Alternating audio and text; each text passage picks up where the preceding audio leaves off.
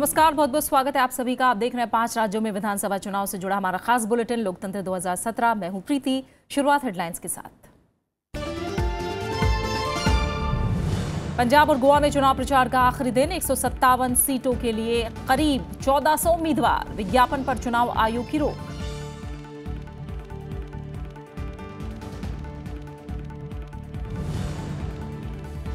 उत्तर प्रदेश में 5वें दौर के चुनाव के लिए आज से नामांकन। अखिलेश और मायावती ने रैलियों में साधा एक दूसरे पर निशाना। बादल के गढ़ लांबी में आज राहुल गांधी की रैली।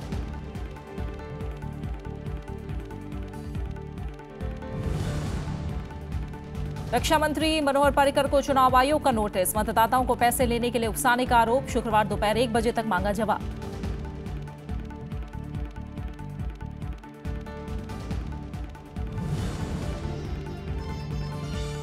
पार्टी उम्मीदवारों के खिलाफ चुनाव लड़ने पर उत्तराखंड बीजेपी ने 17 नेता निष्कासित। अनुशासन तोड़ने का आरोप। प्रदेश अध्यक्ष अजय भट्ट ने जारी किया बयान।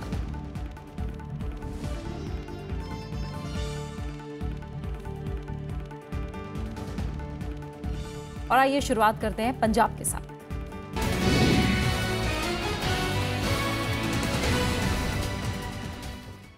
पंजाब में आज चुनाव प्रचार खत्म हो जाएगा। यहां विधानसभा की 117 सीटों पर शनिवार को वोट डाले जाएंगे, जिसके लिए 1145 उम्मीदवारों ने नामांकन पत्र भरे हैं। यहां मुख्य मुकाबला शिरोमणि अकाली दल बीजेपी गठबंधन, कांग्रेस और आम आदमी पार्टी के बीच है।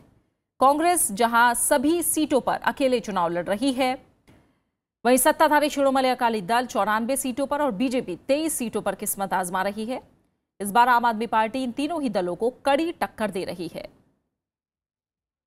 आम आदमी पार्टी लोक इंसाफ पार्टी के साथ मिलकर चुनाव लड़ रही है। पार्टी ने 110 सीटों पर उम्मीदवार उतारे हैं, जबकि लोक इंसाफ पार्टी 7 सीटों पर किस्मत आजमा रही है। वोटों की गिनती 11 मार्च को होगी।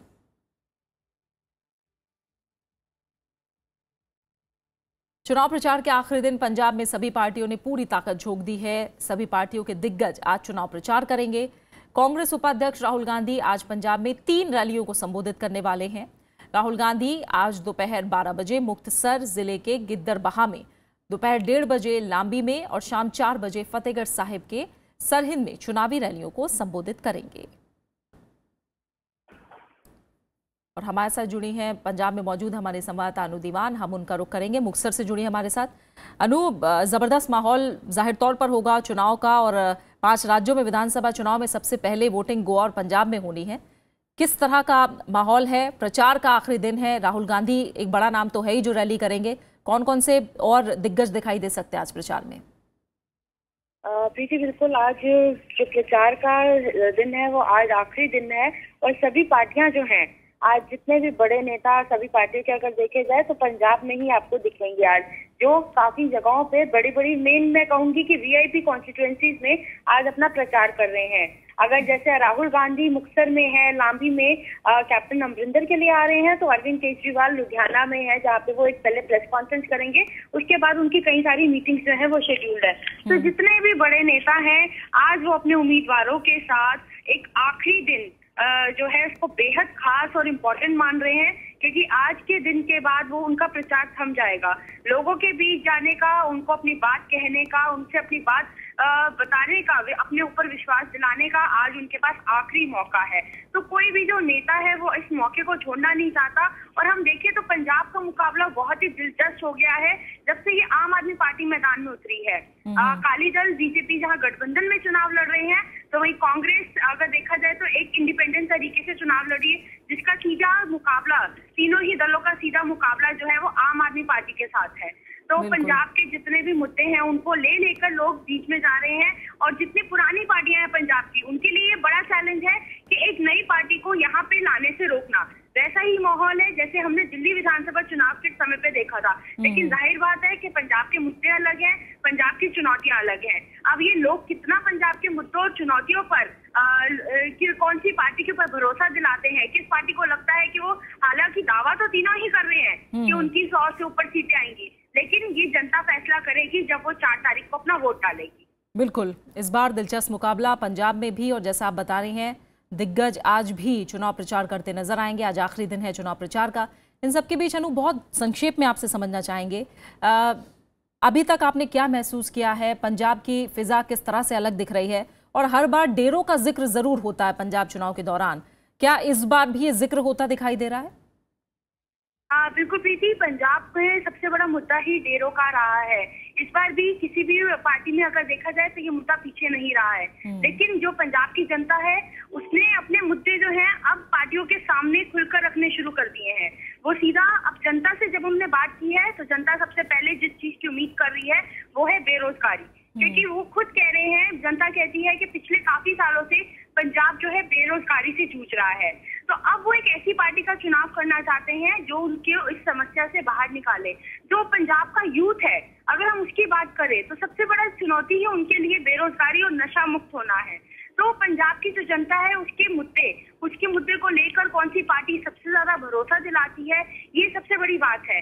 तो पंजाब की जनता अब जो है इन सब मुद्दों को छोड़कर, ये लोगों ने जितनी भी उन्होंने कांग्रेस की सरकार देखी है यहाँ पे चलते हुए, बादल सरकार देखी है, अकाली बीजेपी गठबंधन देखा है, आम आदमी पार्टी को वो दिल्ली के तर्ज पे देख रही है। तो उनके लिए फैसला करना बेहद ही मुश्किल हो रहा है कि किसका चुनाव करें। हालांकि मैं प्रीति आपको एक चीज और बताना चाहूंगी कि यहाँ पे लोग नोटा के बारे में भी काफी बात कर रहे हैं, क्योंकि वो इस वक्त किसी एक चेहरे के ऊपर नहीं बल्कि उनके विधानसभा का जो उम्मीदवार है उसके ऊपर वोट डालना चाहते हैं। अगर उम्मीदवार जी अनु, बहुत बहुत शुक्रिया, आपने इस तमाम जानकारी को पंजाब से हमारे साथ पहुंचाया। तो तमाम दिग्गज दिखेंगे, आज राहुल गांधी 3 रैलियां करेंगे, अरविंद केजरीवाल भी आज पंजाब में प्रचार करते दिखाई देंगे। इस बीच भटिंडा विस्फोट की जांच में पंजाब पुलिस ने आईईडी इस्तेमाल के संकेत दिए हैं। विस्फोट में मरने वालों की तादाद बढ़कर 6 हो गई है। पंजाब के मुख्य निर्वाचन अधिकारी वीके सिंह को सौंपी रिपोर्ट में पुलिस ने कुछ आपराधिक तत्वों को आईईडी की मदद से कार में विस्फोट करने का जिम्मेदार बताया है। पुलिस जांच में पता चला है कि विस्फोट में 2 प्रेशर कुकरों का प्रयोग होना था, लेकिन एक कुकर में विस्फोट हुआ जबकि दूसरा विस्फोट स्थल से बरामद हुआ है। पुलिस ने विस्फोट के आतंकी घटना होने से अभी तक इनकार नहीं किया है और जांच में सहयोग के लिए केंद्र से एनएसजी की सेवाएं मांगी हैं। इस बीच चुनाव आयोग ने विधानसभा चुनाव के मद्देनजर पुलिस को सुरक्षा व्यवस्था कड़ी करने का आदेश दिया है। आयोग ने सभी राजनीतिक दलों से भटिंडा विस्फोट को लेकर चुनावी प्रक्रिया समाप्त होने तक आरोप प्रत्यारोप नहीं लगाने की अपील भी की है। और अब बात गोवा की।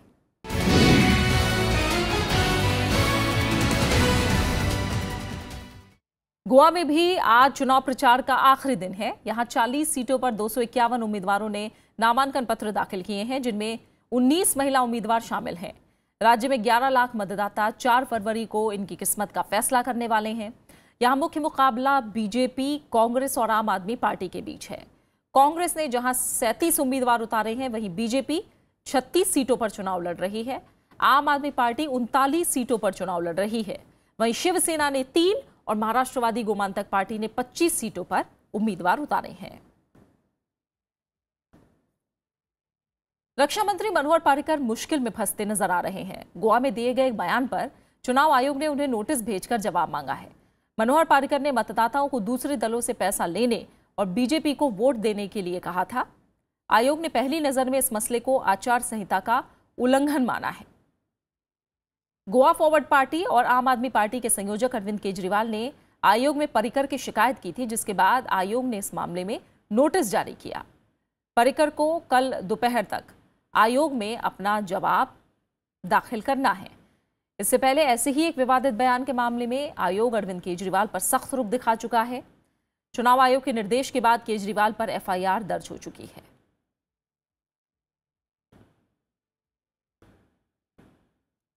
गोवा विधानसभा चुनाव में बीजेपी और कांग्रेस जैसी परंपरागत प्रतिद्वंदी दलों के अलावा इस बार छोटे स्थानीय दलों की मौजूदगी ने मुकाबले को दिलचस्प बना दिया है।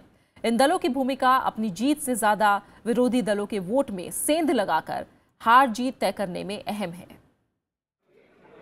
सुभाष वेलिंगर गोवा में आरएसएस का अहम चेहरा हैं, लेकिन मौजूदा चुनाव में उन्होंने बीजेपी से अलग होकर गोवा सुरक्षा मंच नाम की पार्टी बनाकर मीडिया की सुर्खियां बटोरी। गोवा अस्मिता और गोवा की जनता के सही प्रतिनिधित्व का दावा करके इस बार कई स्थानीय राजनीतिक दल चुनाव मैदान में हैं। इन दलों की मौजूदगी बीजेपी और कांग्रेस जैसे बड़े दलों के लिए परेशानियां पैदा कर सकती हैं। इनमें से ज्यादातर छोटे दल जीत की स्थिति में नहीं है, लेकिन बड़े दलों की हार जीत का समीकरण बिगाड़ने का मादा जरूर रखते हैं।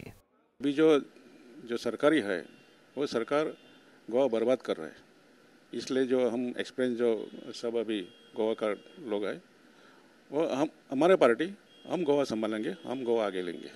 5 मतदार संघ हमने लिए हैं अभी गोवा सुरक्षा मंच ने। 5 मतदार संघ में हम चुन के आएंगे ऐसा लगता है, और महाराष्ट्रवादी गोमंतक पक्ष और हम साथ में मिलकर कम से कम 22 मतदार संघों के विधायक ये चुन के आएंगे, ऐसा कॉन्फिडेंस हम सबको है। गोवा में कांग्रेस और बीजेपी जैसे राष्ट्रीय दलों के मजबूत होने से पहले स्थानीय महाराष्ट्रवादी गोमांतक पार्टी यानी एमजीपी ने 17 साल प्रदेश में शासन किया। बीते सालों में एमजीपी का वजूद कमजोर हुआ है, लेकिन हर विधानसभा सीट पर अब भी एमजीपी की उपस्थिति है। गोवा में स्थानीय दलों की लंबी फहरिस्त है। इसमें MGP, Goa Forward Party, Goa Praja Party, Goa Vikas Party, United Goans Development Party प्रमुख हैं। यहाँ की सरकार के खिलाफ एक माहौल बना है। दुर्भाग्य से वो सरकार बीजेपी की है। बीजेपी और हम महाराष्ट्र में जरूर एक साथ सत्ता में होंगे, उसका मतलब ये नहीं कि महाराष्ट्र के बाहर हमको कोई काम ही करना नहीं है, कोई रेस्ट्रिक्शन है, नहीं। हम यूपी में भी चुनाव लड़ रहे हैं, हम बिहार में चुनाव लड़े हैं, हम गोवा में लड़ेंगे। गोवा में निर्दलीय उम्मीदवार भी किसी स्थानीय दल के सिंबल पर चुनाव लड़ना पसंद करते हैं। इसके अलावा बड़ी पार्टियों से टिकट के लिए ठुकराए नेताओं के लिए छोटे दल आसरा साबित हो रहे हैं। गोवा के स्थानीय दलों में एक भी ऐसा नहीं है जिसका जनाधार पूरे राज्य में हो। इन स्थानीय दलों का दायरा किसी खास मुद्दे, क्षेत्र या फिर वर्ग तक सीमित है। जाहिर है इन स्थानीय दलों का मकसद चुनाव जीतने की बजाय खंडित जनादेश की सूरत में मोल भाव करने का है। कैमरा पर्सन चेतन के साथ प्रणव गोस्वामी, राज्यसभा टीवी, गोवा। बीजेपी अध्यक्ष अमित शाह ने एक बार फिर रक्षा मंत्री मनोहर पर्रिकर को गोवा की जिम्मेदारी सौंपने की बात कही है। पणजी में एक रैली के दौरान अमित शाह ने कहा कि कार्यकर्ता पर्रिकर को गोवा में वापस लाना चाहते हैं। उन्होंने कहा कि पार्टी चुनाव के बाद इस पर फैसला करेगी। इससे पहले भी उन्होंने गोवा में बीजेपी सरकार बनने पर पर्रिकर के नेतृत्व में काम करने की बात कही थी।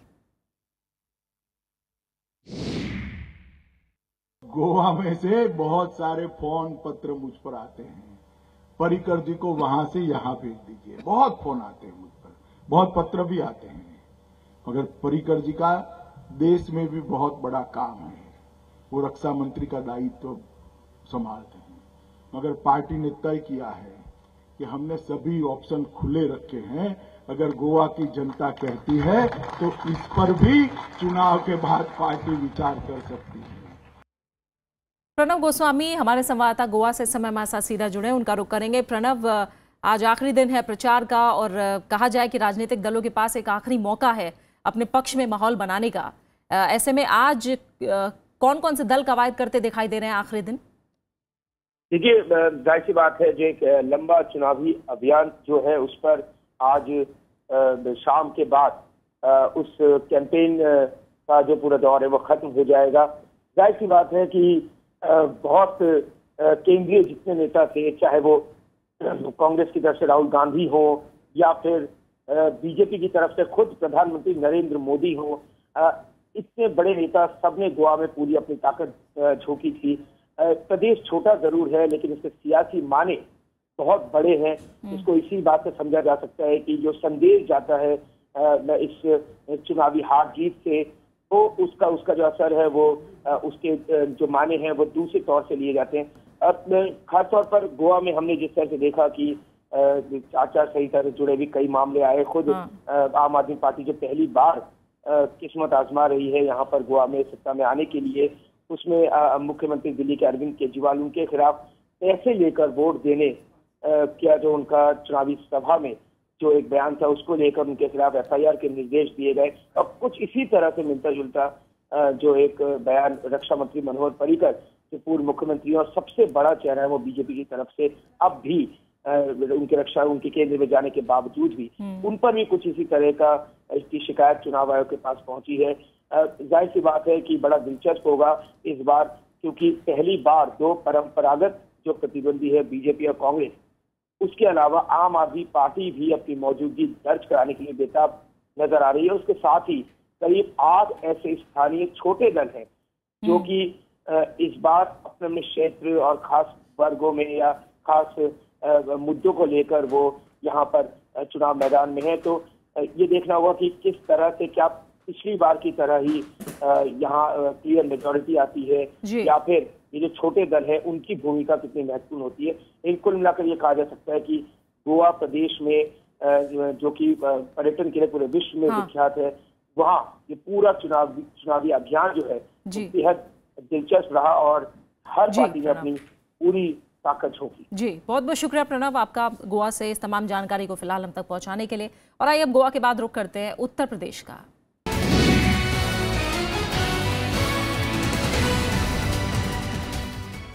उत्तर प्रदेश में 5वें चरण की अधिसूचना जारी होने के साथ ही आज से नामांकन प्रक्रिया शुरू हो जाएगी। 5वें चरण में प्रदेश के 11 जिलों की 52 सीटों पर 27 फरवरी को मतदान होगा। 9 फरवरी तक नामांकन पत्र भरे जा सकेंगे। नामांकन पत्रों की जांच 10 फरवरी को होगी। उम्मीदवार 13 फरवरी तक नाम वापस ले सकेंगे। 2012 के चुनाव में इस चरण की 52 सीटों में से 37 सीटों पर जीत हासिल की थी। कांग्रेस को 5 सीटों पर जीत मिली थी, बीजेपी को 5, बीएसपी को 3 और पीस पार्टी को 2 सीटें मिली थी।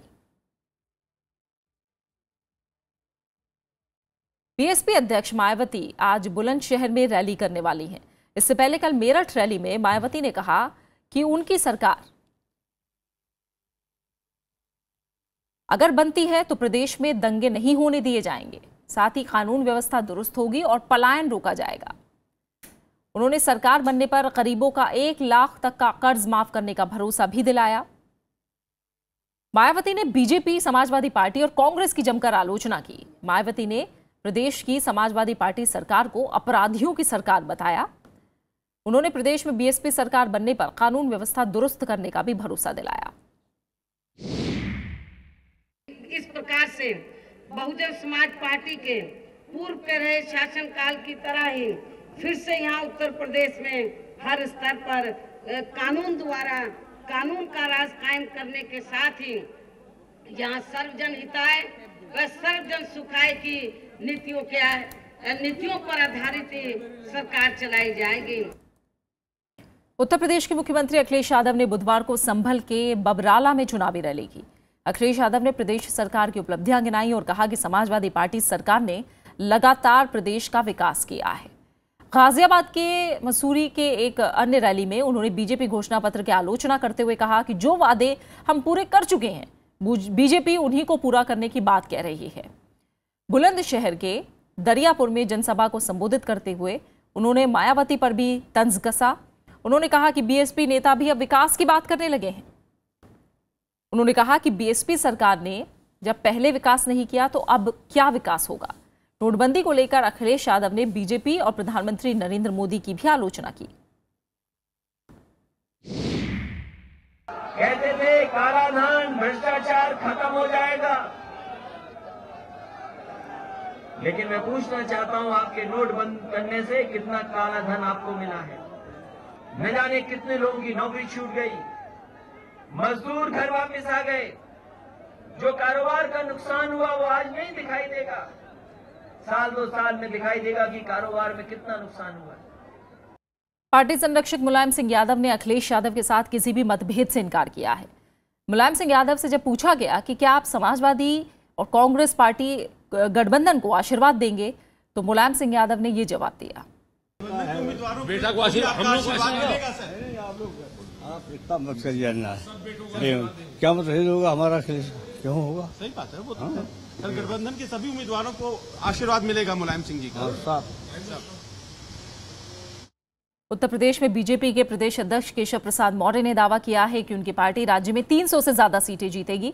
उनसे दिल्ली में बात की हमारे संवाददाता नवविक्रम सिंह ने और जानना चाहा कि क्या है पार्टी की रणनीति और क्या है प्रदेश के चुनावी मुद्दे। केशव प्रसाद मौर्य जी, जो राहुल गांधी ने आरोप लगाया है आपकी सरकार के ऊपर, केंद्र की सरकार के ऊपर, कि जो रोजगार निर्माण में आप लोग सफल नहीं। देखिए, राहुल गांधी जी या तो अध्ययन नहीं करते हैं, और अध्ययन करते हैं तो वो सच बोलने की हिम्मत नहीं करते। देश का युवा हो चाहे प्रदेश का युवा हो, वो भारतीय जनता पार्टी के साथ है, माननीय नरेंद्र मोदी जी के साथ है। उत्तर प्रदेश में जिस तरीके से सियासी समीकरण बदले हैं, अब कांग्रेस और समाजवादी पार्टी साथ में है और उनका नारा है कि जिस यूपी को यह साथ पसंद है, इसे कितनी बड़ी चुनौती के रूप में? यूपी को यह साथ कतई पसंद नहीं है। अब सपा कांग्रेस की बैसाखी के कारण फिर से वापसी के स्वप्न देख रही है। अखिलेश जी बहुत बड़े बड़े बातें कर रहे थे कि हमने बहुत विकास किया है, हमने बहुत काम किया है। विकास किया तो उनको बैसाखी की जरूरत क्यों पड़ी? सरकार बनाने का दावा कर रहे हैं, लेकिन इसी बीच आपके केंद्रीय मंत्री से लेकर कई ऐसे नेता हैं जो लगातार ऐसे भड़काऊ बयान दे रहे हैं। नहीं, कोई विवादित बयान नहीं दे रहे हैं। उत्तर प्रदेश के हालात बहुत ख़राब है, कानून व्यवस्था ध्वस्त है, हालात बदतर हैं, लोग अपने को सुरक्षित नहीं महसूस कर रहे हैं। उस बात को अगर कोई हमारे नेता के द्वारा बोला जाता है तो उसको गलत तरीके से आगे बढ़ाने की बात होती है। मैं समझता हूँ उत्तर प्रदेश के इतने ख़राब हालात अगर हैं तो सपा सरकार के कारण है और सपा सरकार को इसका वार झेलने के लिए तैयार रहना चाहिए। जो समाजवादी पार्टी कांग्रेस का जो गठबंधन है और बीएसपी कैसे बड़ी चुनौती मानते हैं? कोई चुनौती नहीं है। सपा और कांग्रेस के साथ बसपा भी मिल जाए तब भी 50 से ज़्यादा ये तीनों मिलकर के सीटें नहीं जीतेंगे। हम 300 से अधिक सीटें जीतने जा रहे हैं। 2017 में 2014 दोहराने जा रहे हैं। तो आप देख सकते हैं कि केशव प्रसाद मौर्य का दावा है कि 300 प्लस इस बार बीजेपी जीतेगी। कैमरामैन सुरेश के साथ नवविक्रम सिंह, राज्यसभा टीवी, दिल्ली। और अब बात उत्तराखंड की।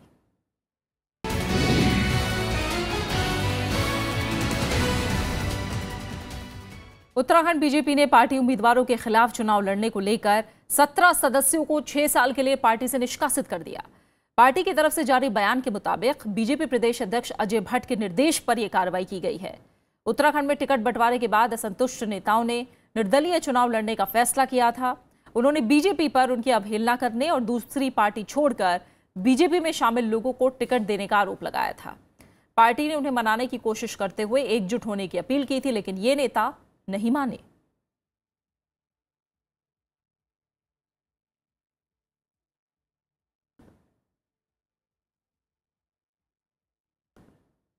और अब एक नजर मणिपुर पर।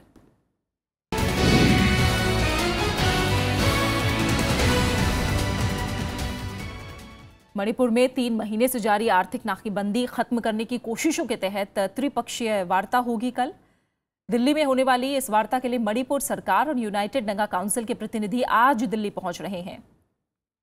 ये वार्ता केंद्रीय गृह मंत्रालय की पहल पर हो रही है। राज्य में 1 नवंबर से यूनाइटेड नंगा काउंसिल ने आर्थिक नाकेबंदी कर रखी है, जिससे लोगों को रोजमर्रा की चीजों समेत कई तरह की परेशानियों का सामना करना पड़ रहा है।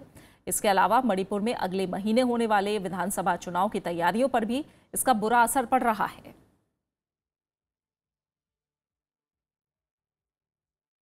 और इसी के साथ फिलहाल इस खास बुलेटिन लोकतंत्र 2017 में इतना ही। नमस्कार।